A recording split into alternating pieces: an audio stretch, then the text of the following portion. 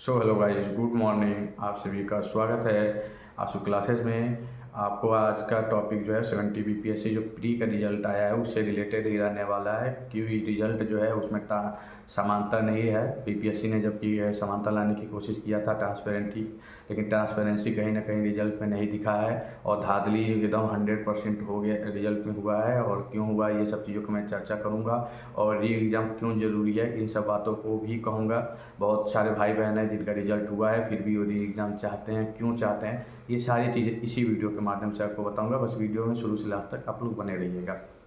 तो दोस्तों, सबसे पहले तो मैं जिनका रिजल्ट हो चुका है, जो प्री क्वालिफाई किए हैं, उनको मेरी तरफ से बहुत बहुत बधाई हो। आप सभी लोग मेंस की तैयारी करिए अच्छे से और मेंस आप लोग सभी का क्वालिफाई, फिर से मेंस में आप लोग क्वालिफाई कर जाएं। और जिनका नहीं हुआ है, अगर 70 बीपीएससी में और नहीं उनका हुआ, किसी 0.5 मार्क्स है, 1-2 मार्क्स, मतलब किसी भी कितने भी मार्क्स अगर वो फेल हो गए हैं, नहीं हुआ है, तो उनसे मैं यही कहूँगा कि आप लोग हिम्मत मत हारना। ये अपने मैं एक ही वर्ड बोलूँगा कि जीवन जो है वो संघर्ष से ही बना है। जिसके जीवन में संघर्ष नहीं है वो समझिए कि वो इंसान नहीं है। इंसान है तो उसके जीवन में संघर्ष होगा, उतराव चढ़ाव आते ही रहेंगे। और उसके सबसे बड़ी बात यही है कि आप लोग बस हार नहीं मानना है। आप लोग अपनी पढ़ाई को कंटिन्यू करते रहिएगा। थोड़ा बहुत तो कभी ना कभी आप लोग कुछ ना कुछ रोज़ पढ़ा करिए, ठीक। और अगर आप लोग आज भले आप लोग का मतलब कहा जाता है ना कि अंदर से मैं जानता हूँ कि यार बहुत चीज़ें होंगी, बहुत सैडनेस होगा, बहुत चीज़ें होता है, डिमोटिवेटेड फील होता है, लेकिन इन सबको अब आप लोग साइड करके और फिर 71st बीपीएससी की लग जाइए, क्योंकि उसमें ही बहुत अच्छा पोस्ट आ रहा है। 71st बीपीएससी में लगभग 1500 वैकेंसी आने का उम्मीद लगाया जा रहा है। और नहीं तो कोई अपकमिंग आपका अपनी एग्ज़ाम है तो उस पर तैयारी करिए। हार मत मानिएगा। आज नहीं तो कल आप भी इस लिस्ट में, इस पीडीएफ में आपका भी नाम आएगा और आप भी एक सक्सेस इंसान हो जाओगे, आपको भी सफलता मिलेगी। और सब सेकेंड बात ये बोलेंगे कि जो ट्रांसपेरेंसी मैं बोला हूँ कि रिजल्ट को लेके क्यों धांधली बोला हूँ, इस पे मैं इसलिए बोल रहा हूँ कि रिजल्ट आप लोग देखे होंगे जो पीडीएफ है उसमें बहुत सारे बच्चों को, जबकि आज तक ऐसा देखा नहीं गया, मैं भी देखता हूँ रिजल्ट, इतना कभी नहीं देखा गया कि लगातार रोल नंबर वालों का सिलेक्शन ज़्यादा हुआ है। जैसे किसी का रोल नंबर 1 2 3 है तो 1 2 3 4 भी हुआ है, ऐसे ही 1 2 3 9 8 1 2 3 10 का हुआ है। ऐसे एक दो जगह दिखने को कभी कभी मिलता है, लेकिन इस पीडीएफ में बहुत जगह ऐसा देखा गया, बहुत मतलब बहुत बार देखा गया, मैं खुद देखा हूँ।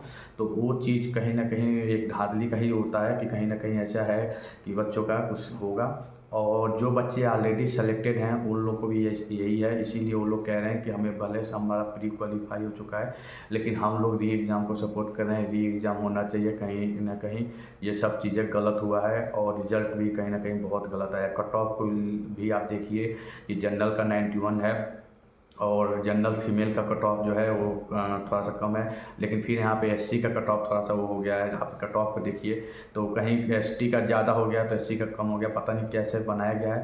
प्रीवियस ईयर्स का कट ऑफ देखिए, उससे इस कट ऑफ को मैच करिए तो आपको कुछ डिफरेंस जो है वो समझ में आ जाएगा किस बेस पे किया गया है। कोई नहीं समझ रहा है और ना समझ आ पा रहा है किसी को। और थर्ड चीज़ ये है कि जो बापू परिसर का मैं कहा हूँ, उसमें आपको बता दें दोस्तों कि बापू परिसर में 5900 कुछ बच्चों ने एग्ज़ाम दिया था। मतलब बापू परिसर वाला जो एग्ज़ाम कैंसिल हुआ था, 4 जनवरी को एग्ज़ाम हुआ था, तो 4 जनवरी में 5900 समथिंग बच्चे एग्ज़ाम दिए थे। तो मतलब अप्रॉक्स आपको बता दें कि 5900 समथिंग है, उसमें से आपको बता दें कि 2000 लगभग 1000 से ऊपर बच्चों का सिलेक्शन हुआ है। तो जो रेशियो है वो 16% समथिंग बच्चे जो हैं वो केवल एक सेंटर, जिसको बोला जाता है ना कि आयोग कह रहा था कि एक सेंटर का पेपर लीक हुआ है, बस एक सेंटर में मतलब वो चीज़ है, उसी एक सेंटर मतलब बापू परिसर का केवल नए री एग्ज़ाम कराएंगे और वही कराया भी है 4 जनवरी का। लेकिन सोचने वाली बात है कि केवल एक सेंटर जिसको कहा जा रहा है उससे केवल 16% बच्चे सिलेक्शन हुआ है। और जबकि 13 दिसंबर से ओवरऑल जितने कैंडिडेट अपीयर हुए थे उनका परसेंटेज निकालने पे उनका सिलेक्शन मात्र 5%, 5.5% बच्चों का सिलेक्शन हुआ है। क्योंकि 13 दिसंबर में बच्चों की संख्या भी ज़्यादा थी तो उनका सिलेक्शन रेशियो देखा जाए तो उनका बहुत कम है, मतलब 5.5% सिलेक्शन हुआ है। और 4 जनवरी में बच्चों की संख्या 6000 समथिंग, मतलब 5900 बच्चे दिए हैं एग्ज़ाम, तो इनकी संख्या कम थी तो सिलेक्शन इनका ज़्यादा हुआ है, इसीलिए 20% मतलब लगभग अप्रॉक्स 20% बच्चों का सिलेक्शन हुआ है। और ओवरऑल रिजल्ट का लगभग 7 से 8% केवल मतलब 4 जनवरी वाले बच्चों का सिलेक्शन हुआ है। तो ये एक कहीं ना कहीं धांधली का है। और ये मुद्दा आप लोग अगर 30 जनवरी को हाई कोर्ट में अगर मतलब अपील होता है या कहीं भी आपका सोर्स है, कहीं भी कुछ है जहाँ पे आप लिंक भेजने को मिल रहा है, तो ये मुद्दा आप लोग ज़रूर उठाइएगा कि बीपीएससी कह रहा था कि हम समानता लाएंगे, हम इक्वलिटी लाएंगे, ट्रांसपेरेंसी रहेगा। इसीलिए 4 जनवरी को 4 क्वेश्चन डिलीट हुआ, 13 दिसंबर में भी 4 क्वेश्चन डिलीट किया गया कि कहीं मतलब बच्चे नाराज़ ना हो, कोई निराश ना हो, और एक कहा जाए कि हाँ दोनों ही दिन में 4 क्वेश्चन मतलब डिलीट किया गया। लेकिन इक्वलिटी कहीं है ही नहीं। रिजल्ट में आप लोग खुद देखो कि रिजल्ट सबसे ज़्यादा 4 जनवरी वाले बच्चों को हुआ है। तो सोचने वाली बात है कि जहाँ 5.5% बच्चे 13 दिसंबर में सिलेक्शन सक्सेस हुए हैं प्री के लिए, वहाँ 16% बच्चे मतलब सीधे 3 गुना बच्चे जो हैं वो क्या नाम है 4 जनवरी वाले बच्चे सक्सेस हुए हैं।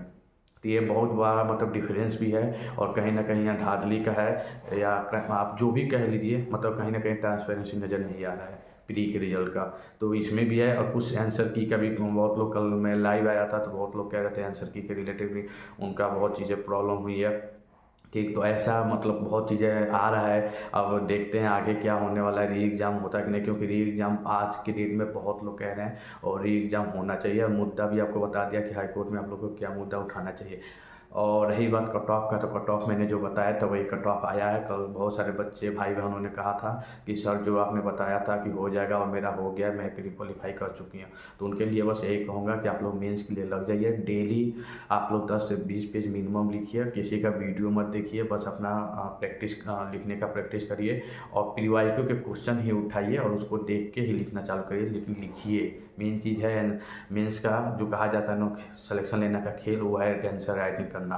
तो आप आंसर राइटिंग कीजिए। और रही बात स्ट्रेटेजी का, अगर मेंस से रिलेटेड बुक लिस्ट मेरे चैनल पर अपलोड कर दिया है, फिर भी आपको नहीं समझ में आएगा, कोई डाउट है तो कमेंट बॉक्स में कमेंट कर दीजिएगा, मैं उसको रिप्लाई दे दूँगा।